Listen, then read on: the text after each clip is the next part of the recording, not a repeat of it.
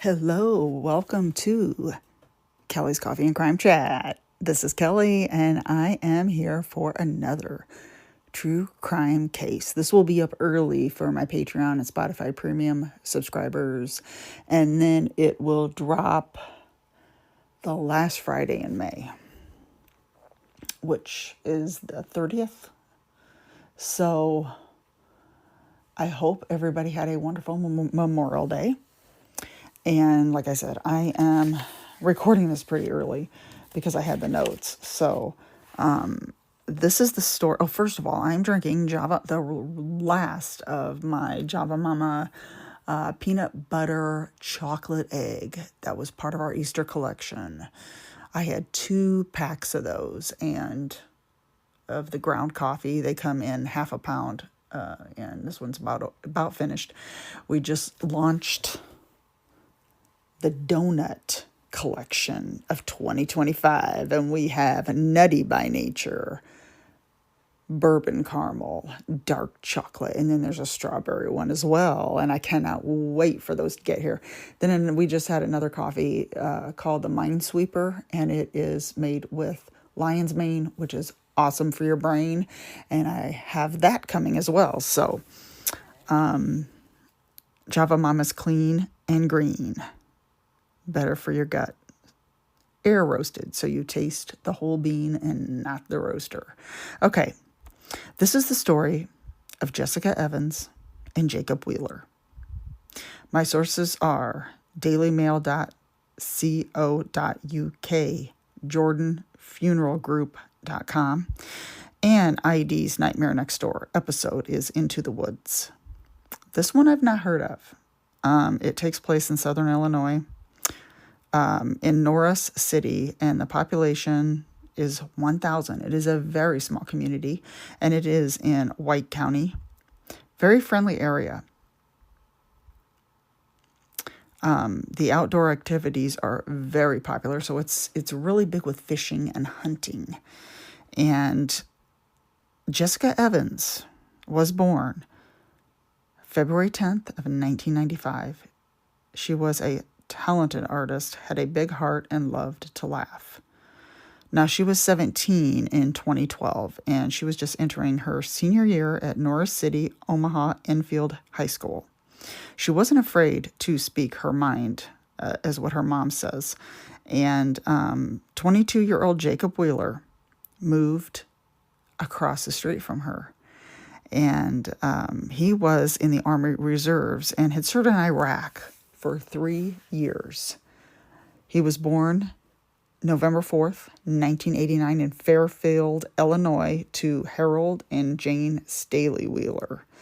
Now, he had a wife, Michelle of Texas, and I'm thinking they were separated since he lived with his brother, Jeremy, and sister-in-law, Amber, and that's the house that was across the street from Jessica.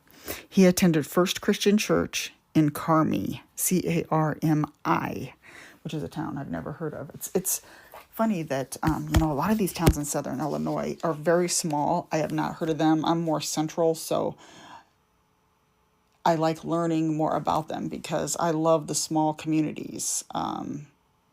That's kind of like the area I live in, and where a lot of people know each other. Excuse me, I had to get a drink. Okay, here we go. On Saturday, August 25th of 2012, Jessica asked her mother if she could go night fishing with Jacob at a known area in the Little Wabash River. Now, usually, he's 22, she's 17, but they really liked her mother. She lived with her mother, and her mother really liked him. And usually, it's a small, tight-knit community, like I said, and they would always do things at the house, play video games. It was just always where they were always close by. But this was at night. Now, summertime, this is August, and this is usually when people do this in the town. It's night fishing is something people did. And a lot of times, I know by August, Oh, it is hot. So when the sun goes down, it gets cooler, and it's a lot nicer at that time. But her mom, Chris, said, no, you cannot go. But Jessica kept asking her. Finally, she said, okay.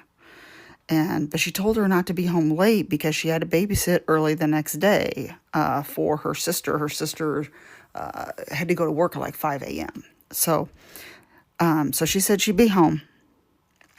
And her mother called to check in with her that night around midnight because she wasn't home yet. And Jessica said they were about finished. They were going to wrap up. They're about done. They're going to be on their way. So Jessica never came home. When her mom got up the next morning, she tried texting her and calling her, but Jessica never answered. She called Jacob's brother, and he said Jacob never came home either. So 9 a.m. came, and they were really worrying. Jessica's mother, Chris, thought they got into an accident. She drove around to see if she could find his truck, Jacob's truck, but there was nothing. Jacob's family was also checking around, but found nothing.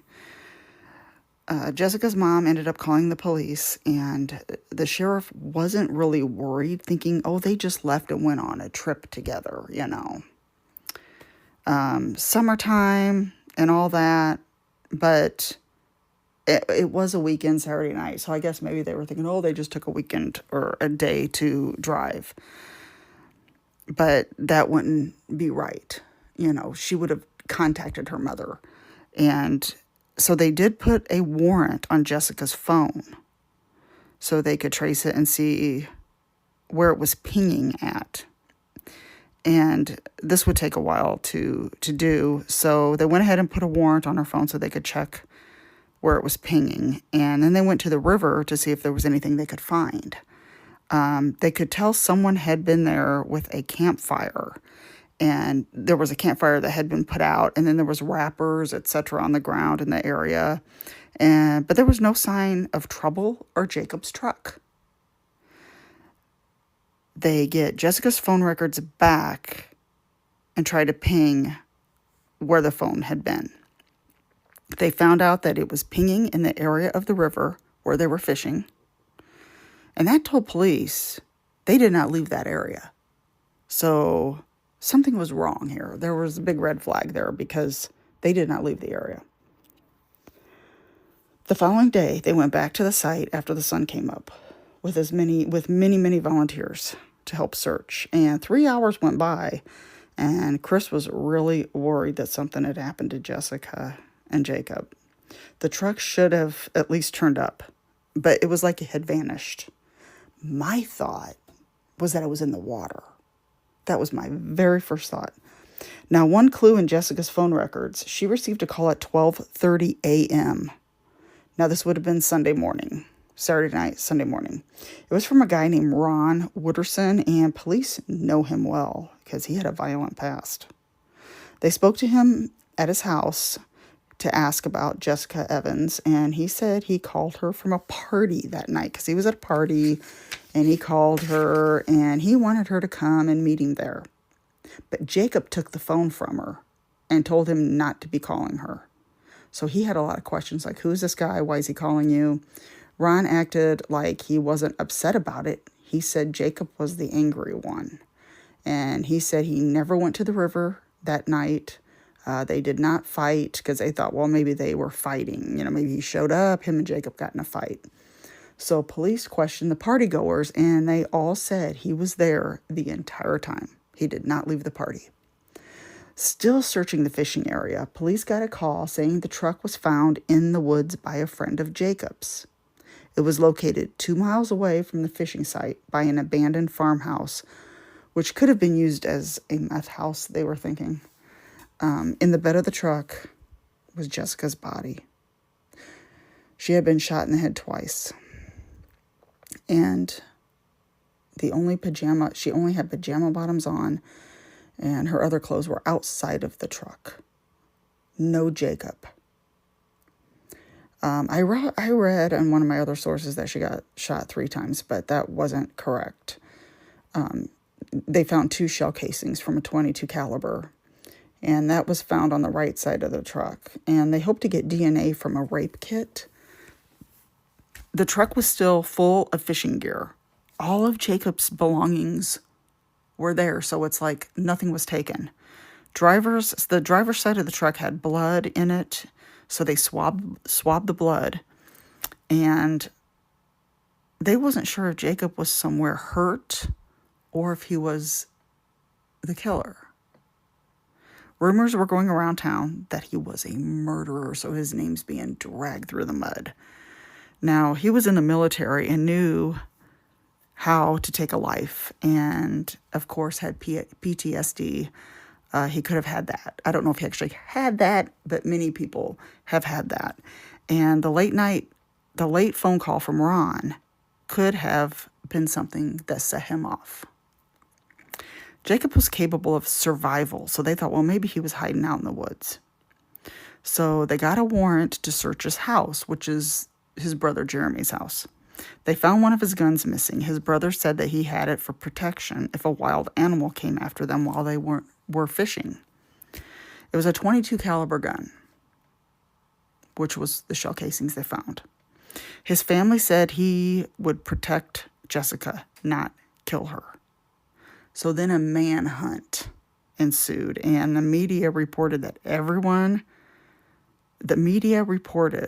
and everyone got out to search, plus canine units. A $2,000 reward was out for the wanted man, Jacob Wheeler. So now he's a wanted man.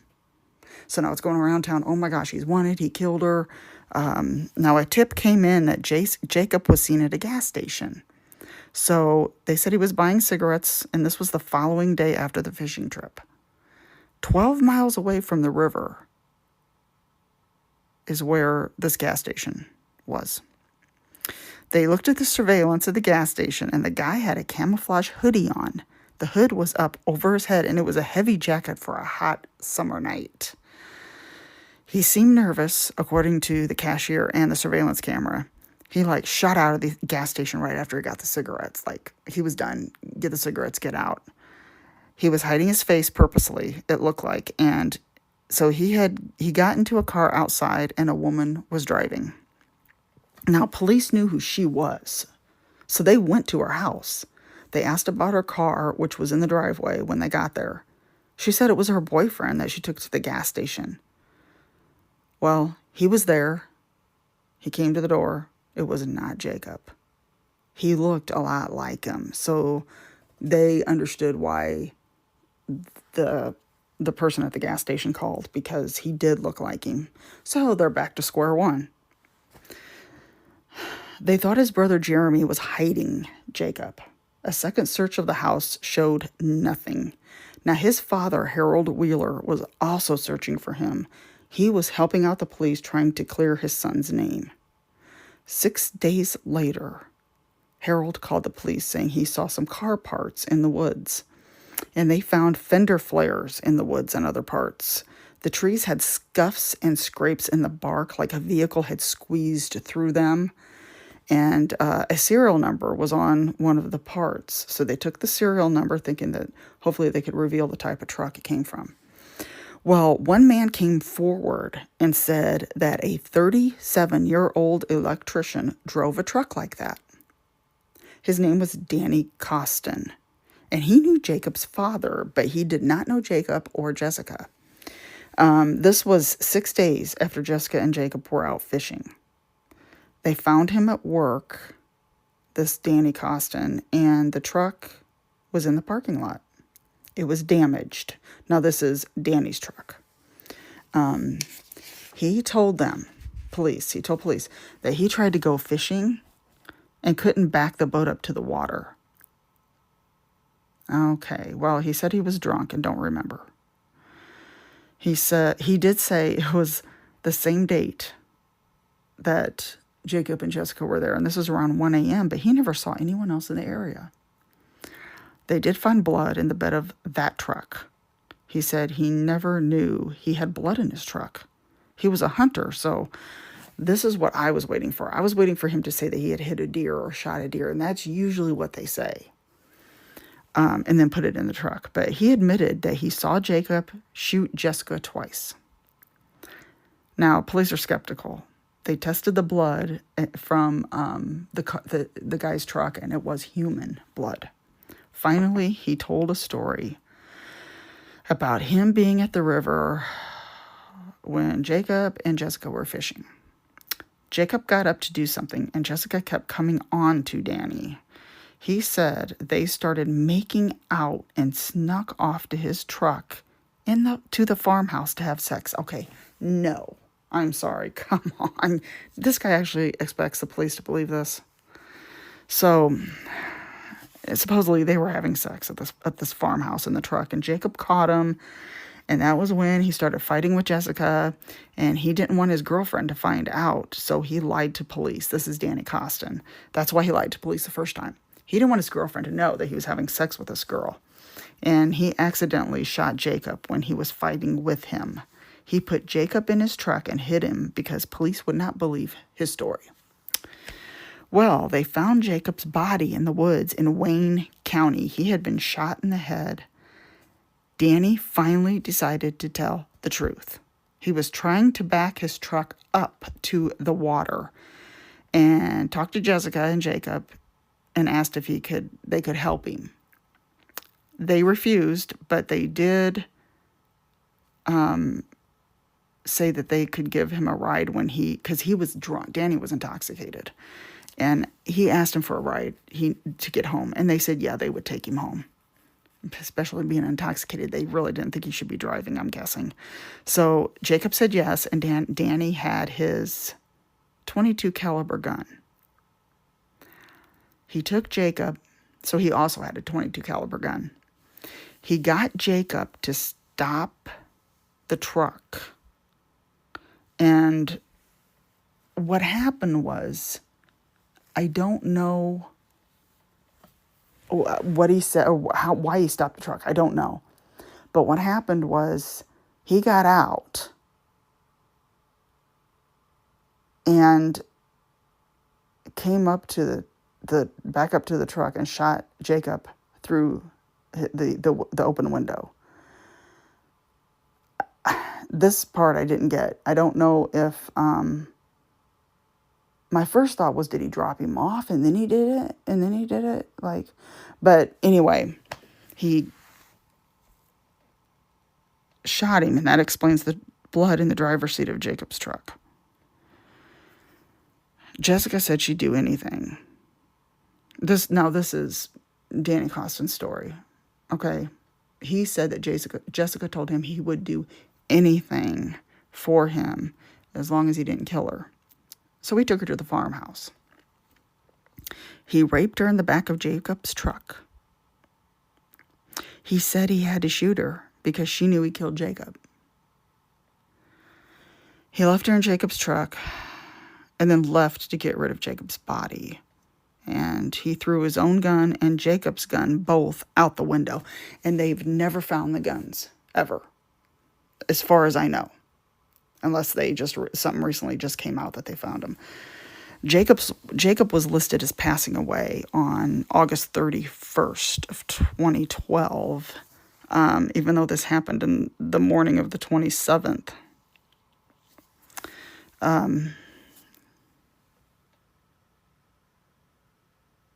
26th, sorry, the morning of the 26th, because that was the date that they found him. And September 4th, 2012, Danny Costin pled not guilty and took back his confession.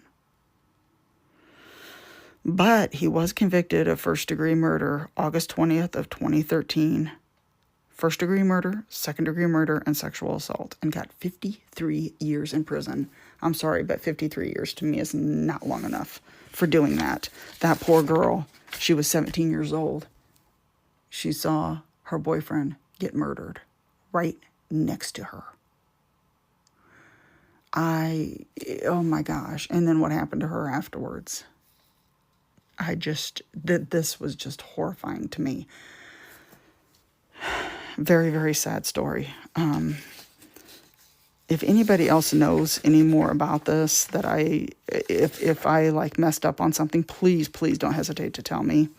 I also have this on YouTube, which you can just comment under the YouTube, or you can also comment on Spotify, because I want to make sure I got everything right.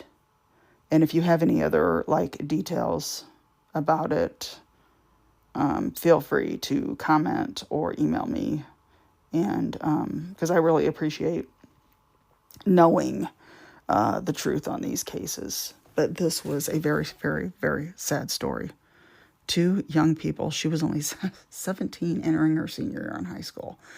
And it really saddens me when I hear stuff like this. I mean, I remember what it was like being 17 and having a boyfriend, and you're out, and oh my gosh, this just really got to me. So that's the story of Jessica Evans and Jacob Wheeler. My hearts go out to the families of these 2. Very, very sad story.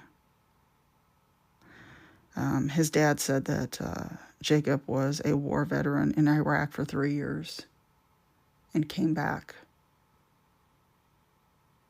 without a scratch, and went out fishing one night and had no idea they were never going to come back home.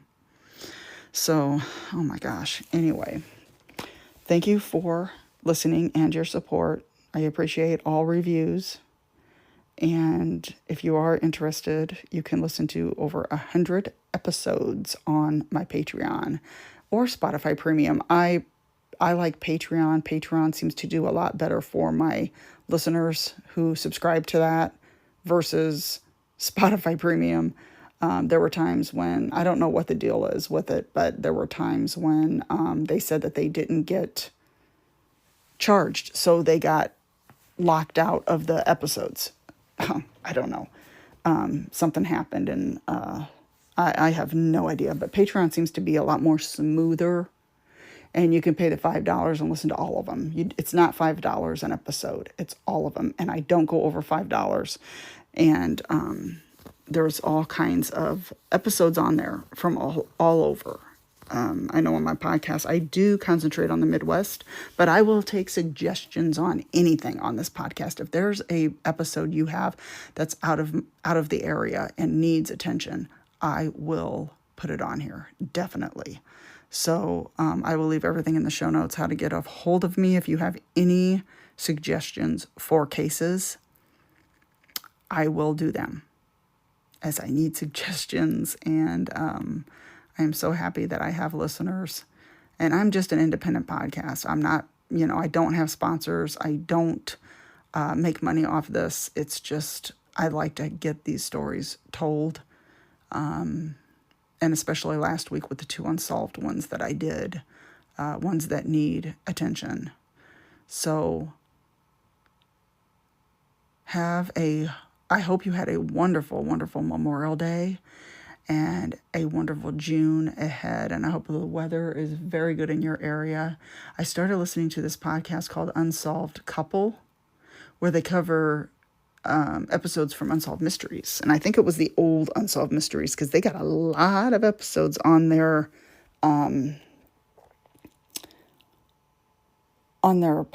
And I remember if anybody remembers the old Unsolved Mysteries, they would have an episode with like three or four maybe different cases in the hour. And this is back in the day when they had commercials and everything, and they covered like 3 or 4 different cases.